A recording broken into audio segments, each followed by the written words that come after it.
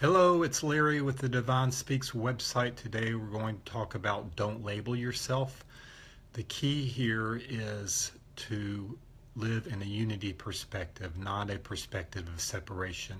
The less you label yourself, the more you will have the peace and joy and love of God. Because the more you label yourself, the more you make definitions, the more you make separation, the more you see differences that don't exist.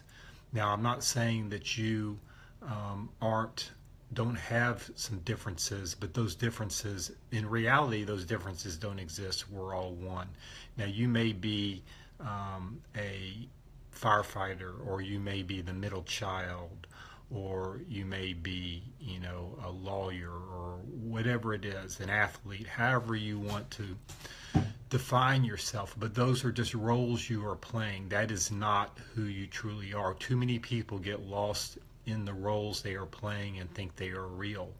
And what's real is your relationship with God. What's real is your unity with God. What's real is your love relationship with God, and that we are all one. Again, as we've discussed many times, quantum physics has proven shown that only one unified energy field exists, that we're all one, and that goes back to God is one and God is all there is. And so what you're doing here is you are learning here, you're growing, you're evolving, and you're playing roles so that you can use those roles as vehicles to come back to a remembrance.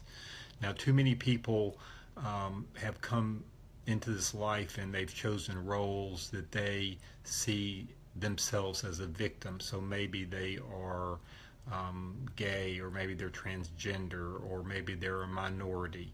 And so many people, take those things and they lash out and they try to see that they're basically seeing themselves as a victim, and that everyone else is trashing them or condemning them in some way. And so they always act angry about that, or they're always trying to put that out there in terms of that identity and being separate. And that is misguided, because what we're meant to do is we're meant to use those roles, use those distinctions as a vehicle for coming back and evolving, and we're not meant to use those things in a victim way.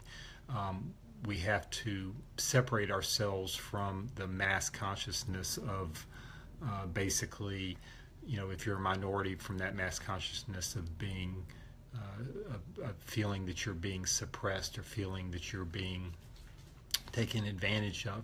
What you want to do is you want to be take responsibility for your life. That's what a warrior does. A victim sees things and they think that people are taking advantage of them in some way, and they're angry all the time. And a warrior sees much larger perspective, sees the forest, not with your face pressed up against a tree. So the warrior sees that he's only playing a role here, that he was basically chose that role before he came into this existence, so that he or she could use that role as a vehicle to awaken, not as a way to be a victim, but as a role as a way to come to a greater remembrance of who they are. And so you want to really take a step back from your life and see, what are the roles I'm playing, or what group am I part of, what do I believe, and see how that is affecting your life. Are you believing things that in such a way that it's creating fear in your life, or are you basically just kind of have preferences, like your favorite sports team, or your belief in maybe how somebody should run a business, or your belief in a certain kind of religion. Now, certainly, there's certain, we speak of religion. Are you using rituals in that religion, or certain things speak to you, or do you believe that you are that religion is the only chosen one, and that everyone else is going to some kind of hell? Because there's a big distinction there. So all these things are tools for us to be able to take a look at, and we don't want to get attach to any of these things and think they're real. We just need to use them as tools, and we need to see what our preferences are. God is expressing through each of us, and we are kind of like Joseph's coat of many colors. So we're all, just variants of God expressing through us. And you wouldn't get mad if somebody liked strawberry ice cream and you like chocolate ice cream.